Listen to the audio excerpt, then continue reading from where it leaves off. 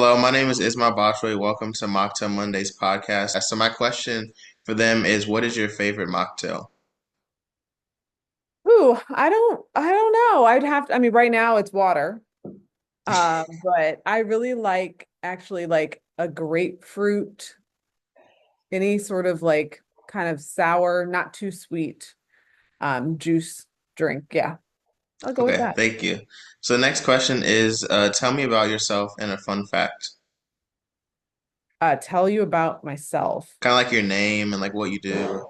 Oh, like a full intro. Okay, so I'm Yes. Dr. Kira Banks. I am Dr. Kira Banks across all social media platforms, and I'm a professor of psychology. So I'm a professor of psychology, have been for over 20 years now. I also do consulting with organizations around diversity, equity, inclusion, worked with a lot of Hollywood studios, Warner Brothers, HBO, CNN, the Bachelor franchise, Bachelorette, Golden Bachelor, but then also like corporate entities and schools and nonprofits. So organizations that say they want to be more inclusive and say they want their diversity inclusion efforts like not just be performative, I help them make that real. And I also I mentioned I'm a professor, and so there I teach graduate students and undergraduate students about psychology, and my research is on discrimination and mental health, how discrimination and mental health, how discrimination impacts mental health, and then how we can help people who are impacted by discrimination. So that is that enough about me? Yes. Okay. That's And interesting what you said about how discrimination impacts mental health. I haven't thought about that like as a whole, but that really does make a lot of sense. Oh yeah, absolutely. Like, why wouldn't it? You're being treated unfairly. People are acting in ways like taking their prejudices and like the negative thoughts that they might have about your group and actually acting on them. It's Hmm. going to impact you. And so depressive symptoms, anxiety symptoms, stress, it's there we even have some research that it impacts us in terms of our physical health. So that might be why we have a higher incidence of hypertension, diabetes, and other illnesses in communities that are impacted. I focus a lot on Black folks and the Black community, but other communities who experience discrimination as well. So it absolutely impacts our mental and our physical health. Okay. And a fun fact, or am I talking? A fun fact is good. Fun fact about me. I would say a fun fact is that I've run a marathon and I ran that marathon in Rome. And so Oh I got wow. to run across the city and see different sites that you go to for, like tourism. I got to run through Rome and see those.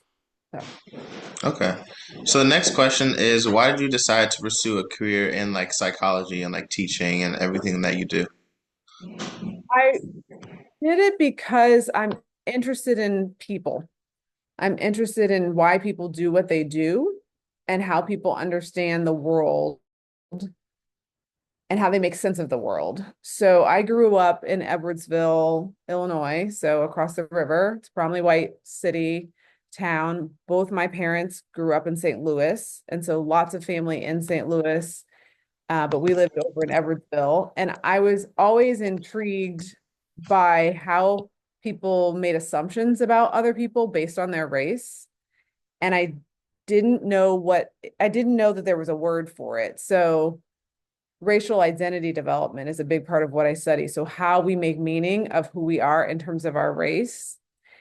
And so, being Black in a predominantly white city and in school, and being then the one of only a few Black kids in advanced classes because of tracking and assumptions people make about intelligence and race, but then seeing more of my Black colleagues and well, not colleagues then, other Black kids in like PE or home ec classes where we weren't tracked and having some of them say like, well, you're not like what people say you are. And then you have white people be like, well, you're not like what I thought you'd be.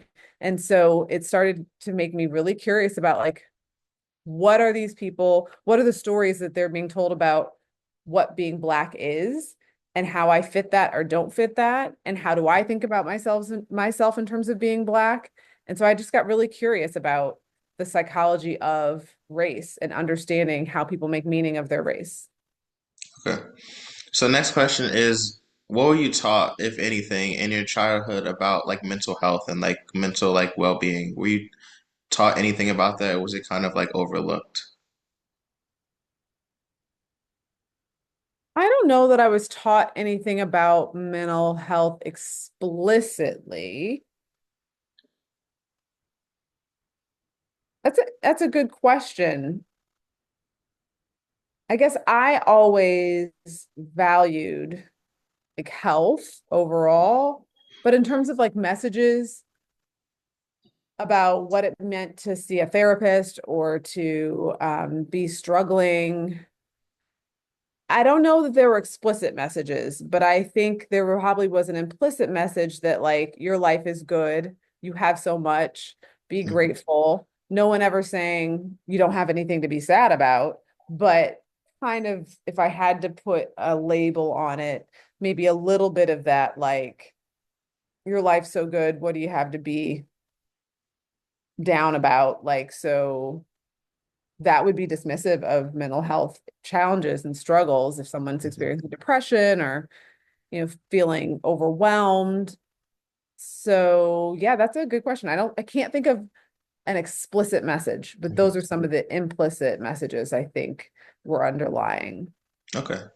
So the next one is, in what ways do you believe discussions on mental health have changed in like the recent years, especially like with like your children? Like, do you talk to your children about mental health, or are there like certain things that you like make sure that they're, does that kind of make sense? Like, how has it changed like your childhood versus like your children's childhood? Oh, for the listeners, I know Mrs. Banks, so that's how I know that she has children. It's not just like I'm not just assuming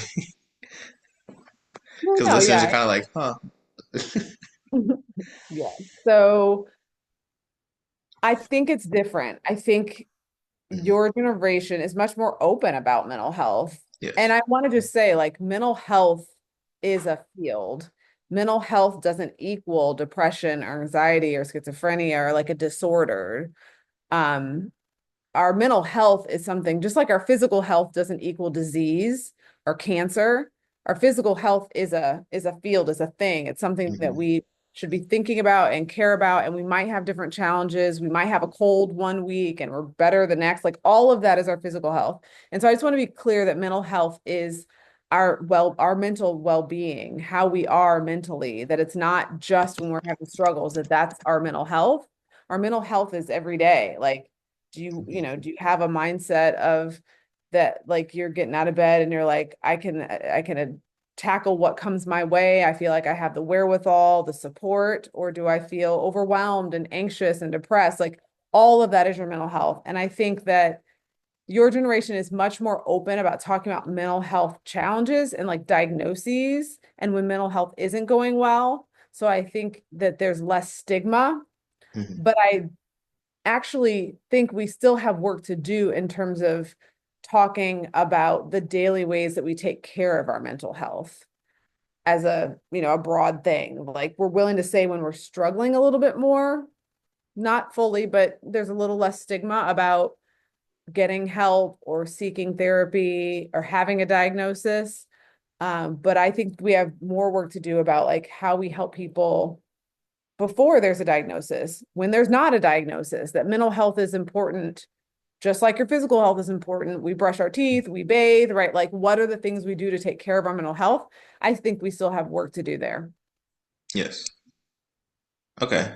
So, which myths concerning treatment and mental health are like most prevalent now? Like, what are some things that people think about like mental health and like mental health treatment that's not like true?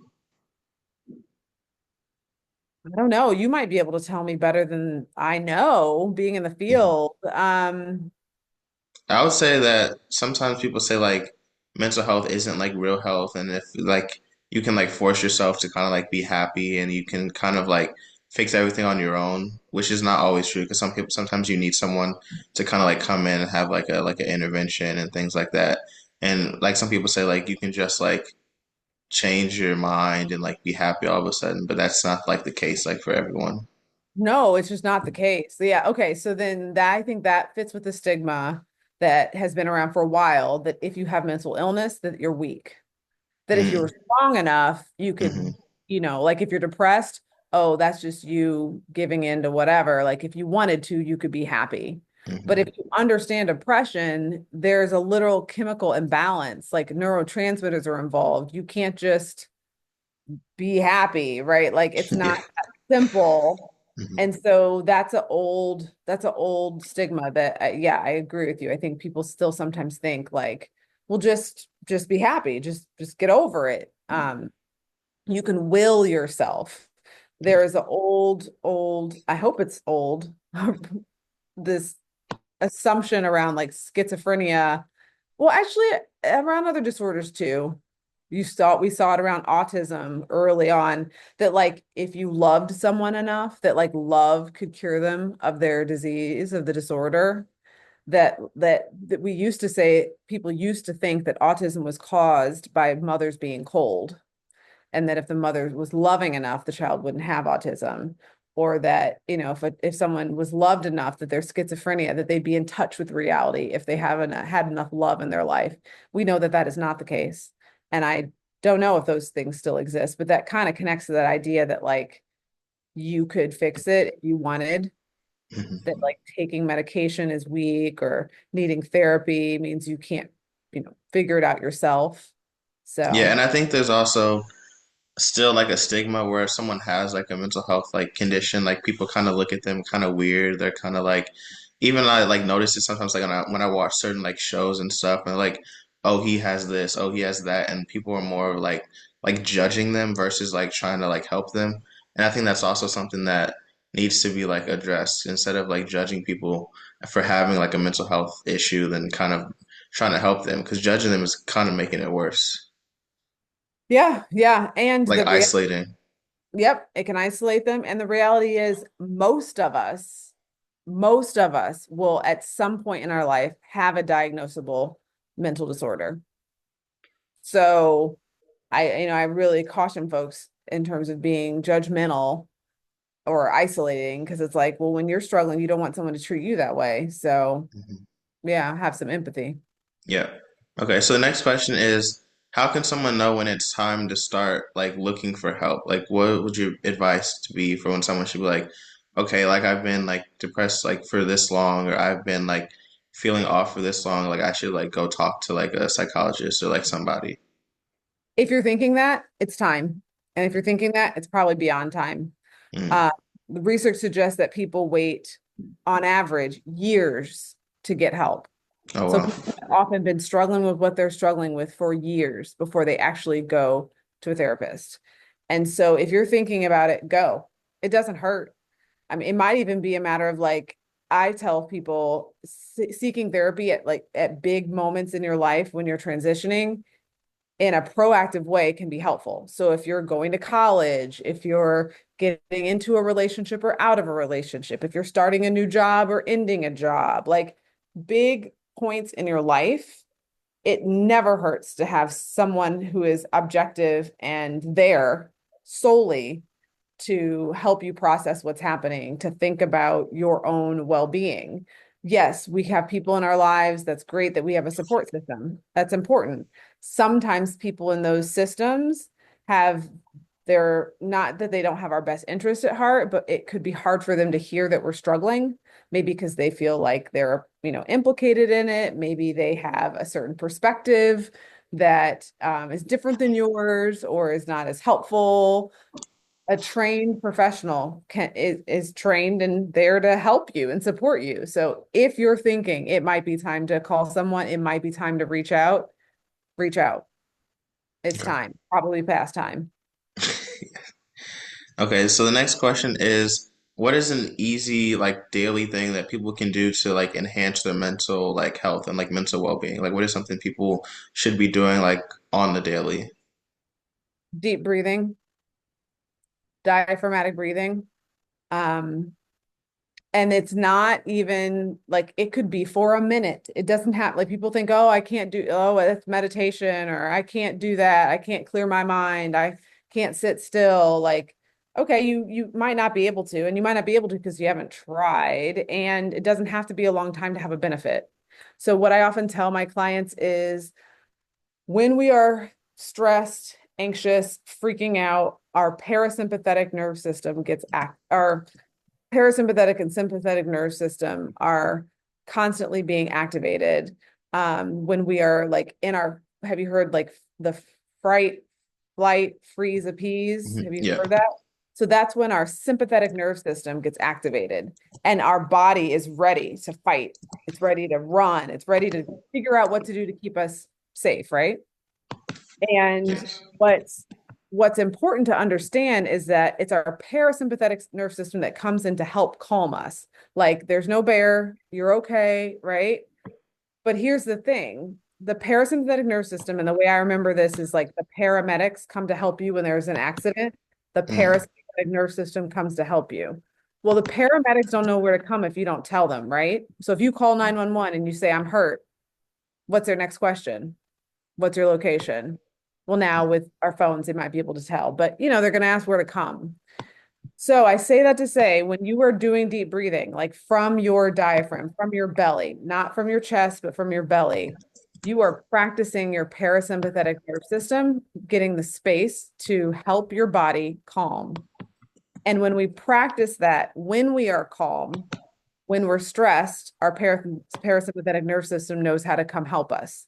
If we only try to practice it when we're stressed, our body's like, I don't know what you're trying to get me to do. I'm freaking out over here. So if you can daily practice the calming response, practice the deep breathing, practice activating on purpose your parasympathetic nerve system, your paramedics, your parasympathetic nervous system will know how to help you, know where to go, know how to get you calm when you are stressed better than if you only try to help yourself when you're stressed. And that's why you should do it every day. Like you don't brush your teeth or wash your body only when you're so funky. Someone's like, "Ooh, you're funky." You do it consistently so you Hmm. have decent hygiene and your breath isn't funky and your clothes, like you don't just wait until it's like awful and then you got to figure out how to clean yourself up. Hmm. And it's the same with our mental health. What are you doing daily? At least 10 deep breaths. And if you can work up to a few minutes a couple times a day, great. Even when you're feeling like, I don't need this, your body needs the practice and it'll serve you when you have stress in your life, which we all will in some way, shape, or form. Yes. Okay, so the next question is there's a few left. So it is, what role does exercise play in like mental well-being, and how can people incorporate like this into like their daily routine if they're Yeah. like if they say they're busy? Yeah, we're all busy. But yeah, moving your body, you can get those natural endorphins going. And so it can help it can be a way to also protect your mental health on a daily basis. So there's some research that shows that like 3 10-minute walks, like if you went on a walk after each meal, that those 3 10-minute walks are more beneficial than doing a 30-minute walk in the morning and then sitting all day. And so that is not only saying for our physical health, that would be, moving is better, but for our mental health, if we're moving our body at different times a day, right, it can sometimes help us maybe take a break from work that's stressful, or make sure we take time to do those deep breaths a couple times a day. And so I'd say if you feel like you're too busy to move your body, you just got to figure out how to make the time, even if it's just a few minutes, a couple times a day. Okay. So the next one is, what guidance would you offer to someone who's experienced stress related to the holidays or like the season? Listen to yourself and see what you need. Like if you need alone time, take it. Ask yourself what you need and be willing to give it to yourself. The holidays can be a lot of like shoulds. You should go see so and so. You should do this. So don't should yourself and just kind of see what you need. And the deep breathing, do that a couple times a day. 10 deep breaths, 3 times a day. Okay. This is not, professional medical advice, but I suggest. Okay. So how can family members help a loved one who's struggling with like mental health issues? Like if they don't know what to do, like what should they like be doing to like help someone?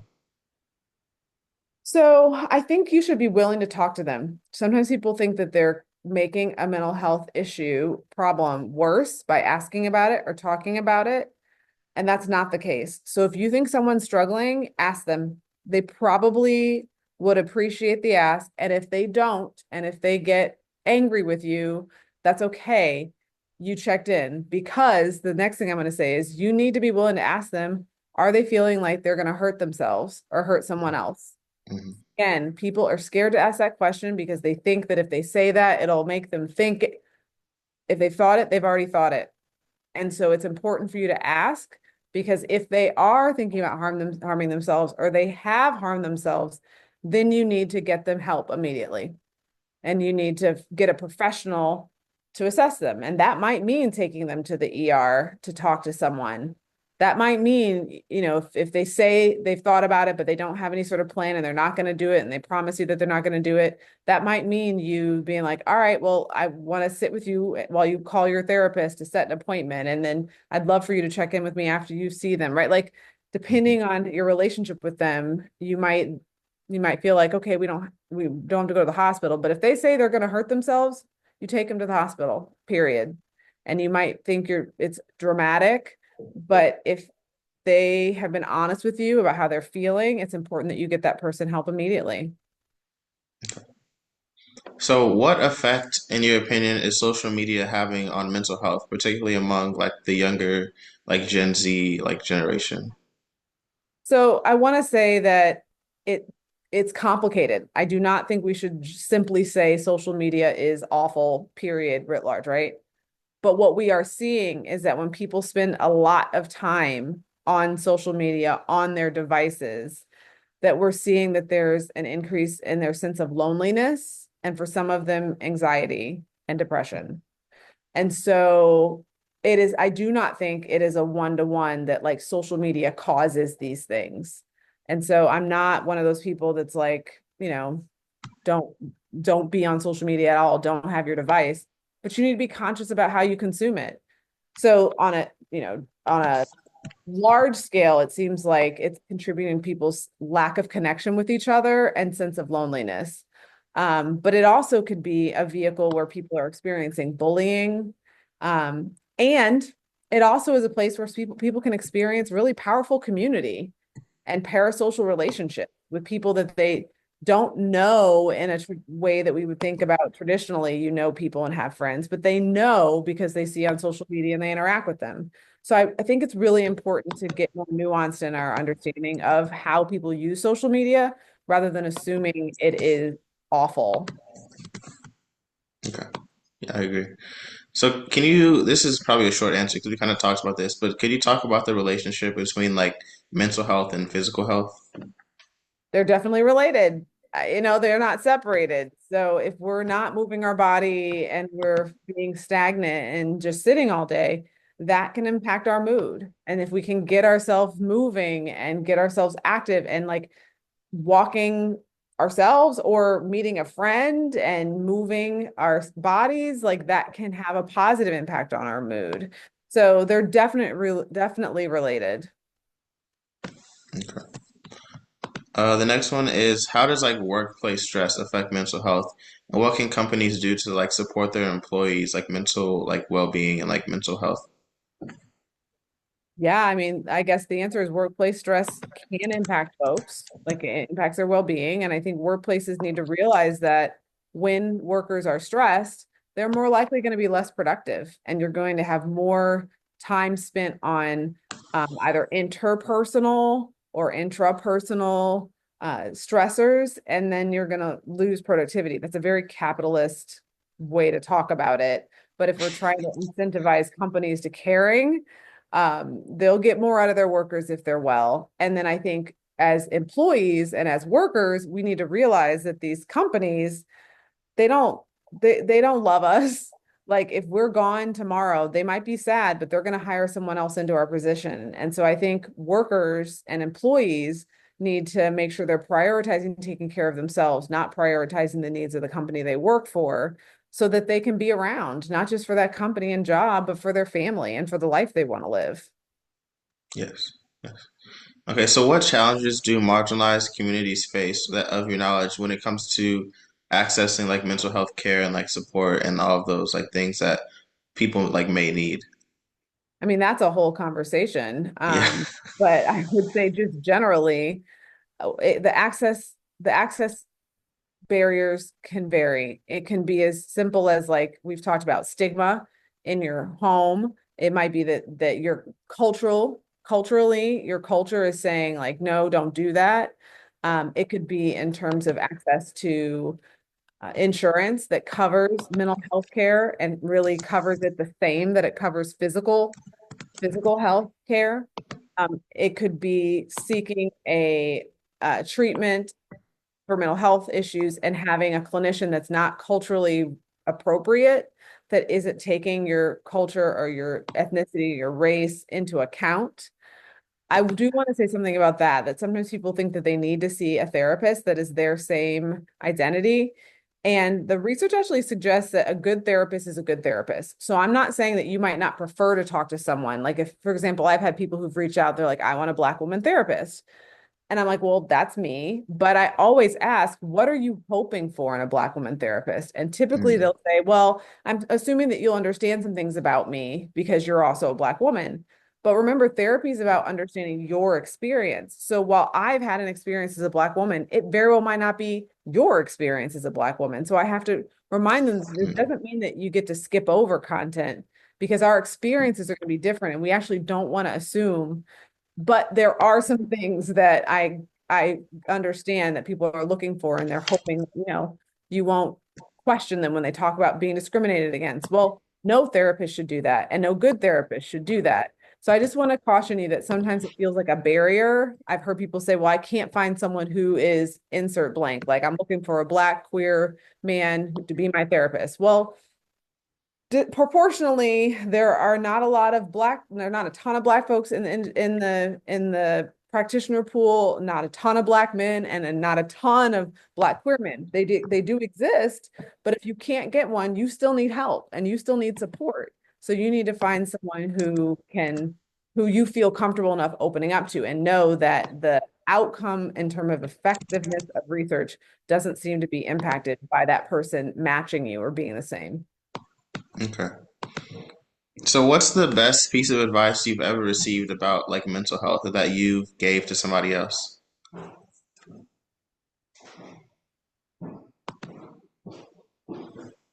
So this is not about mental health directly, but it's related. And I had a supervisor in graduate school who told me that being in graduate school, and I think this actually goes for life, is like doing laundry. Mm, You do laundry, and you might get it done, fold it, put it up, and what's left? Well, you're wearing something and you're going to wear something tomorrow, more laundry. And so I think for any high achieving person, you sometimes feel like you want to be able to check things off your list, get things done. And I think what happens in life is we get into harder situations and we get frustrated that we're not done with something or something is taking a long time or something is on an ongoing struggle, right? And I think we have to remember that in life, there are things that are like laundry. And it's not a bad thing that we're wearing clothes and we're going to have, we're generating laundry constantly. We have to reframe our mind and not be mad at ourselves that we're not done with the laundry or annoyed that there's more laundry to do and accept it's not ambiguity, but accept the fluidity, the ebb and flow that there might be a load to do. There might be 3 loads to do. And it's not a reflection on your ability or your goodness or your, health or happiness that there's laundry to be done. That's just a function of life. And so the sooner you accept that and not be mad at it, the better you'll be. okay. So this is a more light question. So it just says that I wrote is what's your like go-to song like when you need a mood boost? Like what's like that song that at least you just play when you're just like I'm feeling a little down and I want to like pick myself up? Or do you like no? I mean, it depends on Okay. the mood and like what is it like spiritual? Is it just like I need to get hyped for a workout? Like you're Like just like sad. Like you just like feel a little gloomy for no reason. a little gloomy. So, I mean, honestly, lately and well, not no, I just saw Wicked last weekend, so I have to say Ooh, yeah. Musicals, there's certain musicals that will get me up. Some Cardi B is always gonna get you hype. Um, one song, like it just depends. Okay. So the next one is like, are you still thinking? Yeah, because there's this one Cardi B song that I think is hysterical that I really like. I think it's Miami. So I will turn I'll that look on. it up. I will turn that on some Miami. Maybe I'll add that like a little segment of the little song in the back. for my intro. Maybe, yeah. Okay, so the next question is, what's the most like relaxing activity to like unwind after a stressful day, like at work? Like, is it like reading a book? Is it like drinking some tea, drinking some wine? Like, is like a relaxing like activity? He is often in my evening routine.